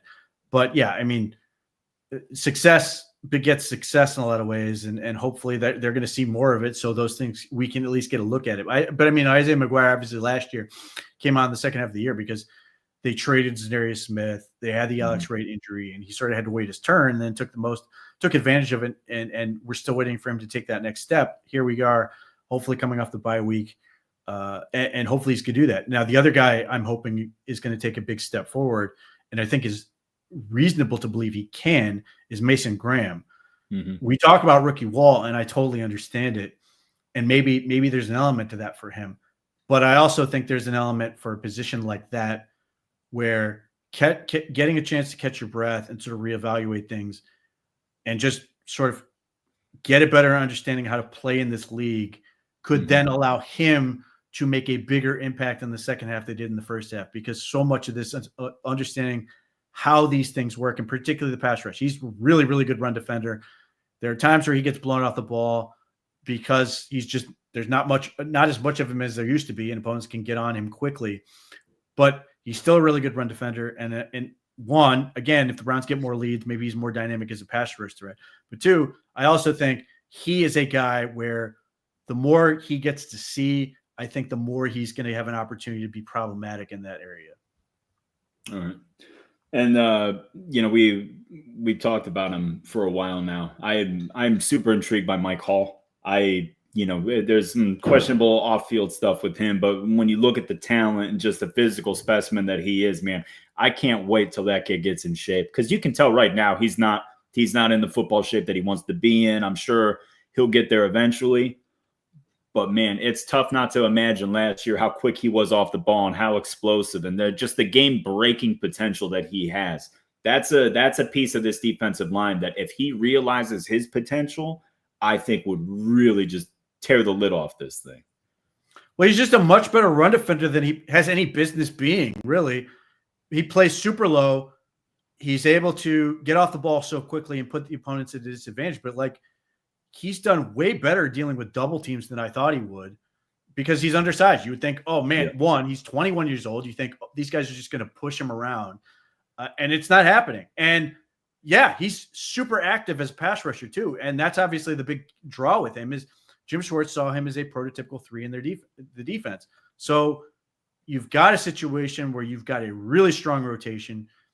I'm hoping we get into a situation, again, get a big lead, and then now it's Myles Garrett, Maliek Collins, Mike Hall, and insert who you can be the other guy at that point, and just pin your ears back and go, and let's see what can happen. Obviously, we didn't get to see Mike against the Dolphins when the Browns had that lead, but with the amount they can do stunting and some of the other stuff and his just quickness, he's a huge problem against guys that just cannot deal with his speed off the ball, his explosion, all these other things. And this is one of those things where you don't see him and you sort of can get comfortable, because to their credit, this is sort of illustrates in some ways the things that the Browns have going for them that are really good. The fact that you could have Mike Hall basically out for half a season and be perfectly fine because okay. Was so good. And Shelby Harris was perfectly good. Mason Graham was good. And Maliek Collins was outstanding. Mm-hmm. But now you get the opportunity to bring him back. And now you're sitting there going, oh, man, like if he can take off the way he looked like his rookie and looked pretty good in the few snaps he had in their last game. He elevates everybody. Then he makes everybody better, and you can do even more things with them. But yeah, I mean, like that group is arguably the best on the team right now. Mm-hmm. It's everything Jim Schwartz has ever dreamed of. So there's pressure on him to get that group going the way he's hoping for. But that's why, with Huntington, another guy, should be out of the protocol and everything. I think he's fully practicing.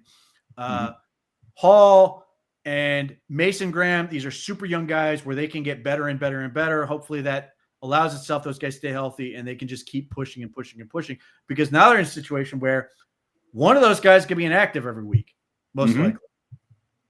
So you got to compete to make sure you're not that guy. It's not going to be Maliek Collins. Everybody else could theoretically be up for grabs. I would doubt it's Mason Graham, but nevertheless, so guys got to push, guys got to fight, or Jim Schwartz has to be like, these guys are so good, I'm going to put like Hall out at end or Huntington out at end and just say, screw it, we'll put them out there and do it. Yeah. Well, let's talk about linebacker. I both infatuated with Carson Schlesinger. He's been rock solid since day one. He's made plays all over the field. He's been a tackle machine. He's gotten pressure on the quarterback. He's made the interception against Drake May. I mean, that's about as good as you could ask for a first-year linebacker, the way he's played. And you even mentioned that, you feel like he's even now on the same level as the guy as Jack Campbell, who's a former first-round pick in his third year with the Lions. So let's talk about linebacker, though, because Devin Bush is on a one-year deal, right? We still got Mo Diabate for, I don't know if this is the last year that he's got one more year, or this is his last. He's on the last year of that undrafted rookie contract. Okay. So, I mean, yeah. And, you're, you got Easton Mascarenas Arnold backing up West. Yeah. Well, I mean, we could realistically see him in a much more expanded role this week. And how do you think they're going to handle Schlesinger? I can't imagine he plays, no? I wouldn't think so. But then again, like, I saw a picture of him at the Cavs game. It doesn't look like he's wearing a boot. So no, not at all. I'm wondering if it was a much lighter. I mean, one, they didn't put him on IR, which is a good indication already. I'm hoping that maybe it was minor enough that he's not going to be out that long. Now, having said that, take your time. I want them to wait for him to be fully back, and hopefully in doing that, whether it's Diabate or Mascarenas Arnold or whoever the hell it is, they step up and play well. Like I really like Mo Diabate, and I'm hoping that he takes advantage of the opportunity, because if he can, one, they don't have to bring Devin Bush back, though they may want to because he's played really, really well. Yeah. But at least that point, Diabate could theoretically make a guy like Jerome Baker expendable, like put him at will or something like that. But if they can allow, if you get a situation like Mike Hall, where you sit there and you go, okay, well, like we're getting good enough play where we can allow you to get fully healthy as opposed to trying to rush you back, and maybe you're not as good and limit your impact, which a lot of that is he's really athletic and has range and all these other things is important. I mean, I don't think he necessarily win it, but like the Browns are in the conversation for having offensive and defensive rookie of the year between Quinshon Judkins and Carson Schwarzenegger. And while I don't think either one will end up winning, Schwarzenegger has a better argument than Judkins. Nevertheless, like your two second round picks are in that conversation, which is certainly a credit to how they're playing. So, I mean, I hope that the Browns linebackers play well this week. In his absence, I hope we're not sitting there going, man, this team's lost without Carson Schwarzenegger. But that is certainly possible. That's a very realistic outcome. Because he's played that well. All right. Well, it's obviously it's very early, but early returns on the Tyson Campbell, Greg Newsome trade seem pretty strong in our favor. Yeah, I don't care about the Greg Newsome part. Like whether Jacksonville's happy or not, it's irrelevant to me. Again, like you'll get we got him for 2 years. You lessened your cap hit at the position. You got an extra year out of it. That's a brilliant move, in my opinion. And the reason it's popping is because Tyson, he looks good. Yeah. He looks physically elite, and he's played well. I don't have a single complaint from him. Yeah, I mean, look, if Greg Newsome is great for Jacksonville, great. Because right now Tyson Campbell is everything the Browns hoped he would be. And he addresses two big things. One, he's good.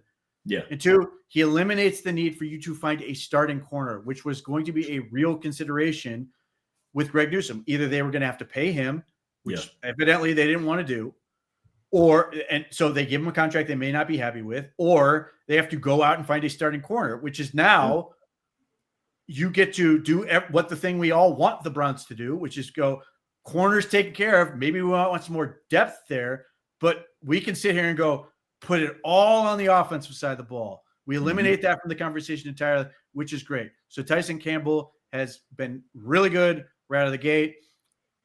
Even if he didn't have the pick six, which is a great way to introduce yourself to a fan base, he's been outstanding. He's had multiple chase downs, has made big plays in coverage. He's been everything this team wants. In coverage. He's been good. Yeah, he's really good. And he's bigger. He's stronger. So they get some more physicality, which they desperately wanted. So they did. I couldn't be like, this is the stuff where people like hate Andrew Berry, and I get it because they go, well, the team's still bad, but like these are the moves that like really push you forward. Yes. Because if you've got Tyson Campbell under contract for a couple more, so like if Tyson Campbell continues to be this good, you're going to have no problem keeping on the contract he's currently on and then pay him the $14 million in 2027 when $14 million won't feel like as much. But it just frees you up to say, like, there was a point where you're like looking ahead to the draft and you're sitting there going, well, I don't know. They may need to, use a second round pick or something to go get another corner because it's so important to this defense. And now it's just done. You're saying, I'm not even looking at defense till round 3 or 4. Yep.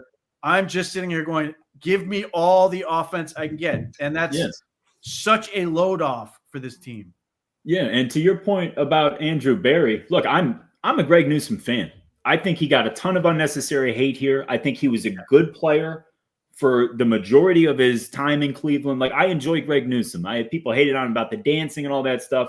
Look, I thought he was a good locker room guy. I thought he was a good player on the field. I was happy with how he had played to this point, or to the point of the trade up until this season. Initially, I was a little disappointed in the deal. At this point, I'm thrilled. I think it's a brilliant move by Berry because you took a potential contract issue that you have and you turned it into a player who fits more with what you wanted because Campbell's more of a man-to-man guy anyway. Plus, he gives you the size that you want, and you get extra years out of it. I just like it's such a good move. Well, it also theoretically, I think the Browns are going to try to bring back Martin Emerson on a very reasonable deal that allows him to try to see if he's going to be fully back from the Achilles injury. Yeah. And this gives you the cover to do that because you're not sitting there going, well, we need him to start. You're not needing to invest a whole lot of money elsewhere. So maybe the Browns, obviously they'll have to see how his recovery is. They love him in terms of what he does. So now you get some depth there. You're probably still going to look in the draft because you should always look in the draft, but you've got those guys. You've still got Ward. You've got Miles Harden, who I like quite a bit.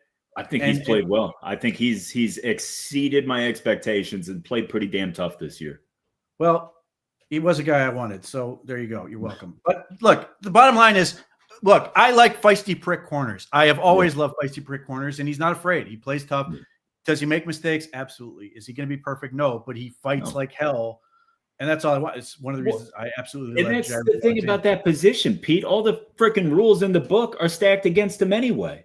Yep. Like I swear to God, DBs have one hand tied behind their back, and they get it's just like everything is against them. The NFL wants offense. They want to produce points, so they hamstring these guys. It's a tough job. It's a tough job covering these NFL wide receivers. It's impossible. Your job is to lose as slowly as possible. So that's why I never hated on Greg Newsome for like celebrating your accomplishment. Did I hate the fact that Brock Bowers' touchdown counted? No, I did not. But I still don't have a problem with Greg Newsome being excited because you are literally paid to play a position where your job is to lose. Yeah. Just lose slower than the other guys. You don't get paid to win. So, and you can win on 99% of your snaps. If you give up one touchdown, you're trash. And that's just how it goes. Yeah. So, I mean, like, this is the thing. Like, the Browns are in a good spot at corner. Like, I'm hoping that they will only get better, that the more Tyson Campbell in the scheme gets better, the more Miles Harden in the scheme gets better. And I hope they lean into the things they were doing these last 2 weeks in terms of changing up some of the stuff they're doing with blitzes and zone dogs and all that stuff. Because I would like this defense to continue to lean into that and work on those other pitches to figure out what is the best path forward. Because if this season is going to continue to be on this sort of path, we might as well come out of it going beyond just continuing to develop the fastball, which is pretty good, and find whatever else it is. So next year, or even by the end of this year, or even by the Ravens game in a week after the Jets game, we're sitting here going, we found this other thing that we do that causes other teams problems, and we're adding into what we do, and we're good at it. And we're not sitting here going into the summer going, man, we're still looking for the changeup, the curveball, whatever the hell else you want to call. We want to get it right now, and I'm fine with that. Yeah. Well, and shuffling over to safety, so we've been absolutely thrilled with Grant Delpit. I want to say Delpit's got one more year on his deal, right? He had a 3-year extension that he signed before last season, I thought. I'll look that up as we go. Yeah, I thought it was like a 3-year, like 33 million, 39 million, something like that. I could be wrong, though. I do believe he's was theft at the time. Yes, it was. He's under contract. Yeah, he's under contract through next year. Next year's good. Because I'm thrilled with him. I think he's been fantastic. I am interested to see. I would love to hear their thoughts. Like, I would love to be a fly on the wall and listen to Jim Schwartz discuss that other safety position within this defense and what he ultimately wants. I don't necessarily have a problem with Ronnie Hickman. I think Ronnie Hickman's been a pretty nice player this year. He's had his ups and downs. He's had a couple rough spots here or there, but I feel like he's made some plays. I feel like he's been tough in the running game. He's made a couple of spots in a couple of interceptions, stuff like that.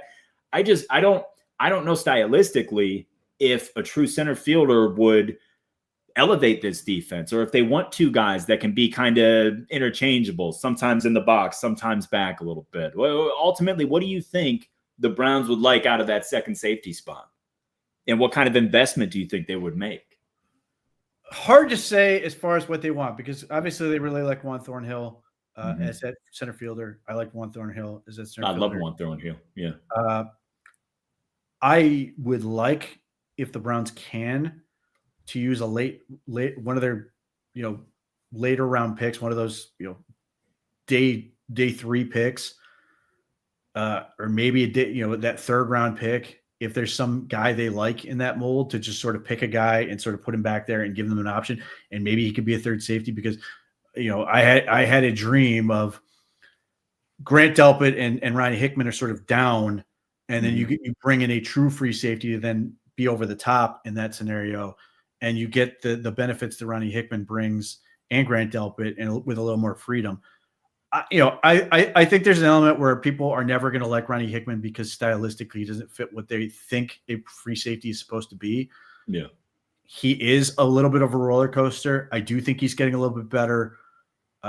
When he's playing well, he's really good and does some things really well. I love the way when he sees it and fits on the run game, it's good. He puts people on the ground. He can do some things in coverage. I think he does a nice job. I mean, the biggest thing, coming out of college, the whole thing was, I didn't like the way he played backward.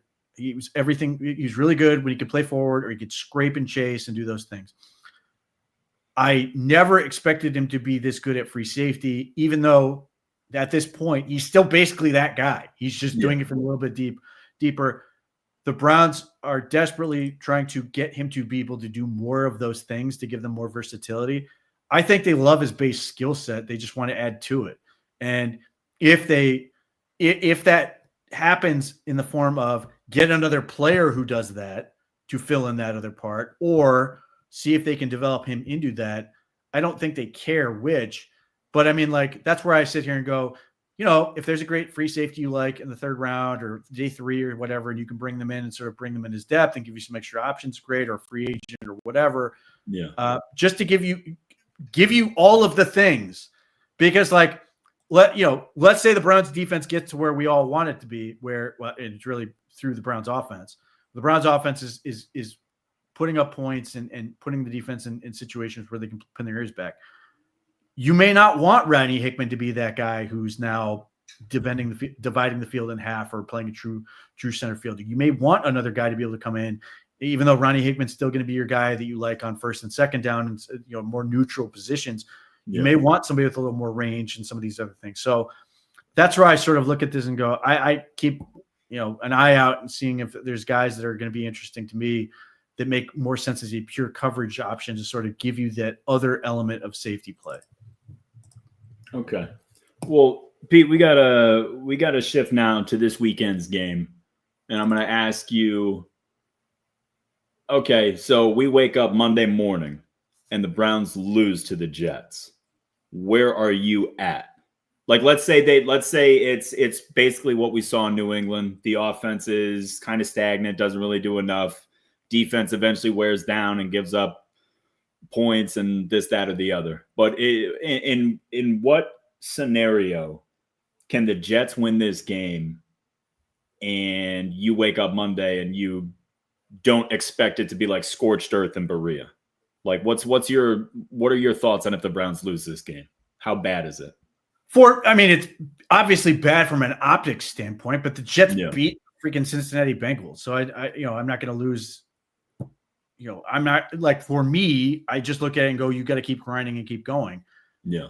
But it will obviously look terrible that the Jets just gave up these players and you found a way to lose to what is a team that seemingly wants to lose football games. So that would be absolutely brutal. At that point, the offense is obviously not working. Again, that would be daunting at this point, that you basically got nothing out of the bye week, or not enough out of the bye week. Yeah. Or presumably the defense is going to be reasonable against the Jets. I can't imagine they just completely melt down. There will undoubtedly be people going, "Oh, you have to fire everybody," blah blah blah. I don't think the Browns are going to do that.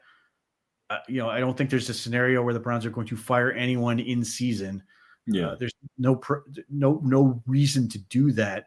It's unproductive. But yeah, it will be genuinely awful, and it'll be one of those things where I will avoid social media and any number of other things on Monday. And as I have to sort of navigate the madness that comes with losing a football game. Yeah, for sure. Well, let's look around. So we got Jacksonville's in Houston. So I like that. I feel like Houston's so uneven. Like, they're so helter-skelter every Sunday, it kills me. So yeah, that's a game I'm sure Jacksonville's going to wind up on a on the right side of the turnover differential and squeak something out, I'm sure.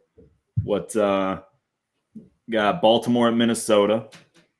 We got Steelers at the Chargers. And then was Cincinnati off next week? Oh, well, that's good. Flacco won't throw for 500. So what do we think about the Steelers Chargers next Sunday night? Well, the Chargers seem to be boned. Their offense went as far as Joe Alt essentially took them. I mean, when they were missing him, they were really bad. When they got him back, they were good. Yeah.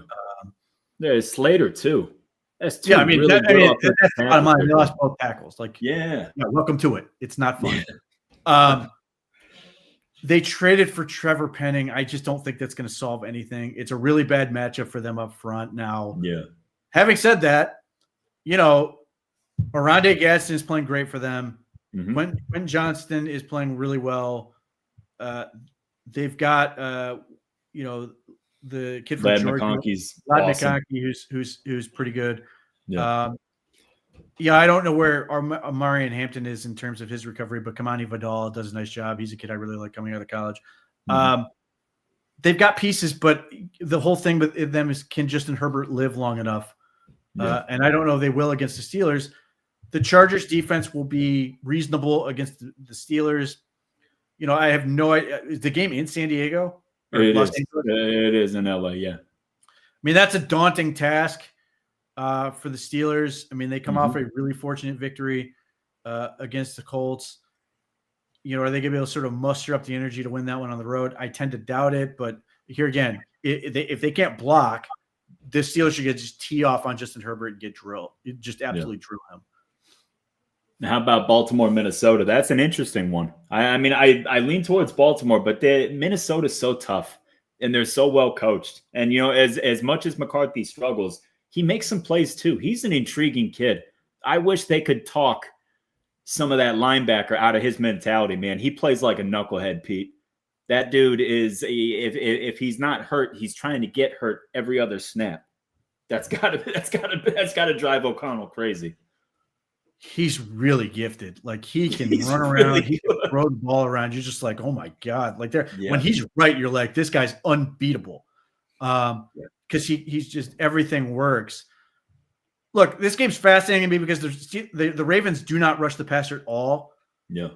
And, meanwhile, the Vikings, have had their issues in terms of the offensive line. I think they're healthier right now than they have been, but even so, like, if they can't get after him, I think they're going to get cut up. I just think Minnesota is going to give them enough problems with the receivers and all the weapons they have. I think it's going to be a really big problem. Now, having said that, this is one, there's a lot of pressure on Minnesota because it feels like they've been sort of languishing a little bit. The Detroit Lions one was massive for them. Yeah. But Brian Flores has had a ton of success against Lamar Jackson. So that's going to be really an interesting dynamic because even when he was with the Dolphins, they came up with stuff that just absolutely flustered Lamar Jackson. But, they've played each other enough times where both are sort of familiar with each other. Will that matter? I don't know, but the Ravens don't block that well. The amount of looks you can throw at him, like, I could see him getting absolutely brutalized in this game. So where is this one? Is this in Landover or is this in? No, I think it's in Minnesota. I could see this. I could see the Ravens absolutely getting. That's in Minnesota. I could absolutely see this becoming a wrestling match, and the Ravens just cannot deal with it. And a lot of this comes down to JJ McCarthy. If we're going to get JJ McCarthy, we saw against the Lions, the Ravens are dead. If he's going to sort of revert and be wildly inconsistent, then it's going to be a tough game, and the Ravens may ultimately win because Lamar's really good.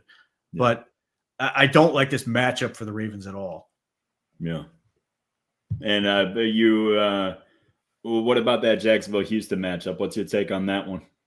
And what's your take on C.J. Stroud at this point? Well, let's start with C.J. Stroud. I think what the Houston Texans have done to him with his protection has caused him to get a whole lot of bad habits. Yeah. And I don't know what his status is for this game. He obviously left last game, is in the protocol because, of course, he is. So if he's out, that obviously changes things. So I don't know if he's going to be available to play in this one. But Davis Mills faith in you? Yeah. A little bit. He's not bad. He'll throw it. He will absolutely throw it. So, like, I just think CJ Stroud has sort of taken steps backward and is learning some really bad habits that are going to hurt him quite a bit. And, like, you sit there and you watch him, and, yeah, he's got ability, but the kid who's out there just absolutely torching the league as a rookie is just nowhere to be found right now. Yeah. And, for his sake, I hope they have not ruined him to the point where you're never going to see that guy again. But they don't block anybody, at all. And it's tough. And they've got talented receivers, and the young guys are starting to figure some stuff out. Nico Collins is really good. And maybe some of that stuff's going to work for them, particularly against the Jags. But the Jags have enough pass rush that I think they're going to have cause problems. And the real question is, can Trevor Lawrence not be stupid for 4 quarters? That's always a tall order. And then the Houston Texans have some pretty good defensive ends that can cause them real problems. But as you said, they are wildly uneven. Yeah. They're never consistent on either side of the ball. The best thing to do is special teams, and maybe that can turn this thing in their favor. But, like, the only thing I can say for the Jacksonville Jaguars is they are desperately trying to get teams to beat them, and they just won't freaking do it. Stephen Carlson makes his extra point. There's no problem. But he, of course, botches the extra point right off the rip. And then Geno Smith just has to throw the ball over a lineman, and it's a win, and he couldn't do it. And that's the difference in the game. And just Jacksonville did not look good in that. They just added Jacoby Myers, so they've got another receiver on this group because they're going to throw every receiver possible at Trevor Lawrence no matter what. Yeah. And maybe it will work. I don't know what the status for Brian Thomas Jr. is because he hurt his ankle. I don't think he came back last week. So if he doesn't feel like playing, that'd be great too. Yeah. You think the Jacoby Myers move was in any relation to Hunter? Like maybe the knee's a little bit worse than they're letting on? Or what's your take on that? Has there really been any rumblings? I've heard both. I've heard people say he's out for the year, and then I've heard, well, it's not that bad, but it's probably going to be a 3 to 4 week thing. Yeah, I have no idea what to make of this. On the one, I think this has everything to do with Trevor Lawrence first and foremost. Jacoby Myers is a reliable target that can catch the ball. They need that. Yeah.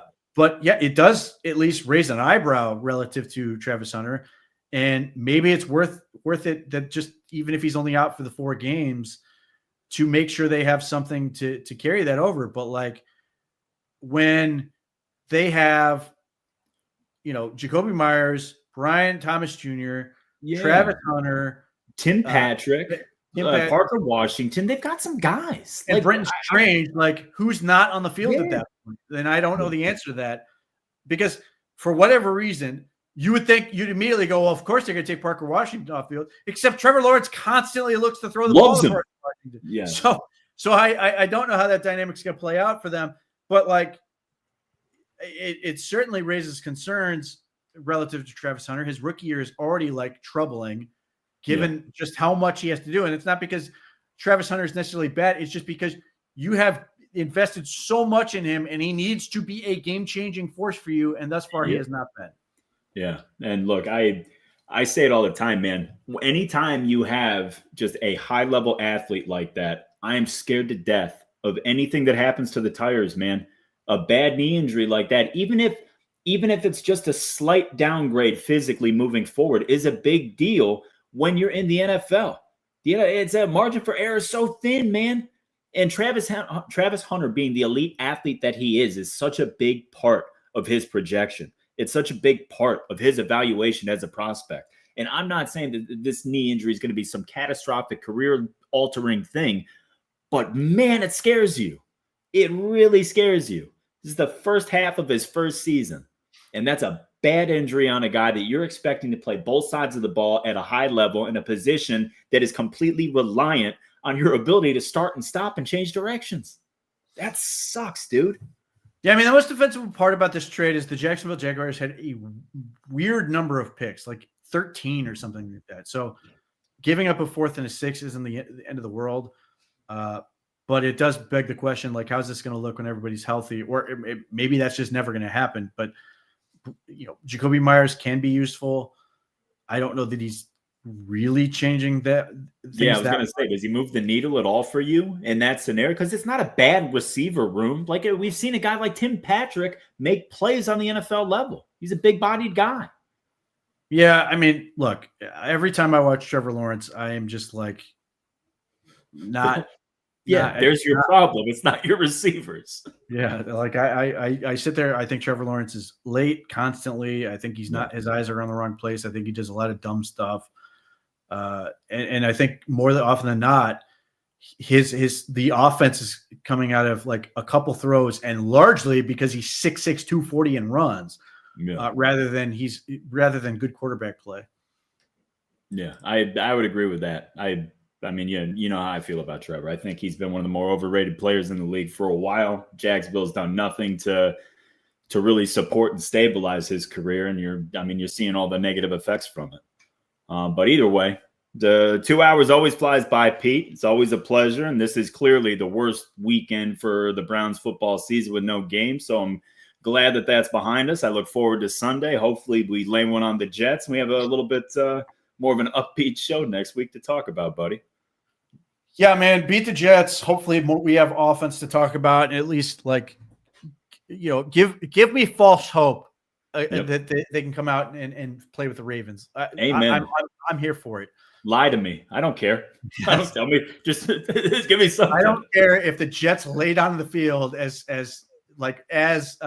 Dillon Gabriel just throws 280 yards and 3 touchdowns. And their corners just like, no, I'm getting bonus checks to lay down on the field as the plays happen. Just do it. Just amen. Whatever brings us victory Monday, I'm all about it, man. All right, Peter. Always good. Special thanks to the OBR Streaming Network and everybody staying with us through the end. I appreciate it, guys. Go Browns, and we'll catch you guys next Tuesday.